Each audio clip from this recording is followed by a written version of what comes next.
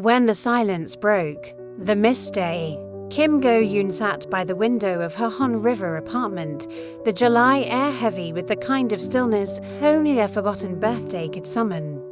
It wasn't about the gifts, the flowers, or even the messages. It was about one person, just one who she believed would never forget, Leeminho. They had weathered too many storms for him not to remember. Through drama sets, red carpets, midnight phone calls, and scandal after scandal, Minho had always been her anchor until now. Her phone had stayed silent all day on July 2nd, no call, no text. Not even a whisper of a message from the man who had once promised her the stars, who said, "I know every detail of your soul, especially the days that shaped it." But July 1st came and went, and with it, Go-yoon's trust. His silence was louder. Minho was in Bizen, wrapping up a shoot for his new film. He had been pulled in every direction: directors, sponsors, handlers. His phone had been turned off during critical scenes, but that wasn't the excuse. He knew what day it was, he had it on his calendar. Hell, he had written a letter for her days before. But something had changed. Something called fear. Kimgoeun had been growing distant, colder, since the tabloids suggested his too close chemistry with another actress. Song Ji-hyo. Minho had noticed Go-yoon slipping behind a wall he couldn't name. She hadn't confronted him, she hadn't yelled. She had simply gone quiet. And now, on the day he should have shouted his love the loudest, he had said ... nothing. By the time his assistant reminded him it was July 2nd, the damage was done. "Sir," the assistant whispered nervously. "Did you call her?" Minho stood still in the trailer, the script in his hand trembled. "No," he said hoarsely, "I didn't." The plea. He didn't text. He didn't call. Minho went to her. It was nearly midnight. Go-yoon had just finished removing her makeup after a commercial shoot when the knock came. Not a soft, tentative tap, but the familiar rhythm of someone who had been to her door too many times to pretend formality. She opened it. He stood there, disheveled and breathless, holding a single white rose. "Don't close the door," he said softly, eyes heavy with regret. She didn't, but she didn't move either. "You're late," she said, her voice leveled like a blade. "Not just for the day, for a lot of things." Minho stepped inside slowly, the rose dangling between them like a wound. "I know," he breathed. "And I know I don't deserve to ask, but let me explain." Go-yoon crossed her arms. "Explain what? That you forgot?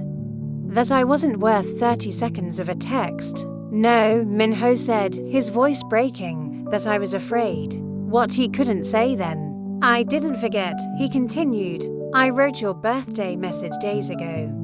I bought a gift, a small pendant, shaped like a crescent moon.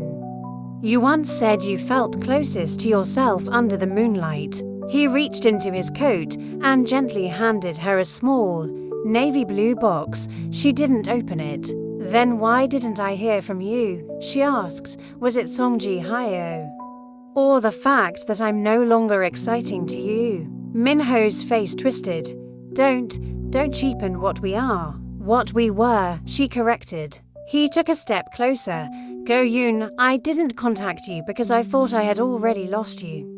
You haven't smiled around me in weeks. You don't look me in the eyes anymore." Her voice cracked, "because I didn't know if you were still mine." "I am," he whispered. "I've always been." Silence filled the room, save for the rhythmic hum of the city outside.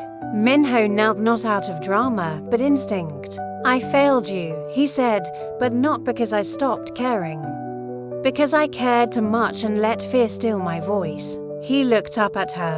"Happy belated birthday, Go-yoon. I'm sorry I made you feel forgotten." The decision. Go-yoon turned away, emotions flooding her faster than she could process. He had broken her trust, but he came. He looked like the man she once dreamed of marrying. The one who could recite her favorite poem by memory. The one who once waited 6 hours in the rain just to walk her home. She opened the box. Inside was a silver chain with a crescent moon pendant engraved on the back with 3 words, "My constant light." Her tears came silently. Minho stood, unsure. "Say something," he begged. She looked up, eyes red, voice barely above a whisper.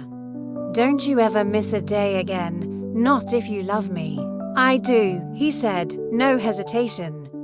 "More than my fear, more than my pride, more than this industry." She didn't move into his arms, but she didn't push him away either. Instead, she walked past him to the table and poured 2 glasses of wine. "Then sit," she said, "and tell me everything you were too afraid to say." The rebuilding. They talked until 4 a.m. Minho told her about the insecurities, the press, the jealousy, the pressure of always being Leeminho, never just a man in love. Goyoon confessed her fears that she had become a passing phase, a story fading into his next co-star's arms. They laughed a little, they cried more. And somewhere between the 3rd glass of wine and Minho awkwardly humming her birthday song in his deep, raspy voice, something shifted.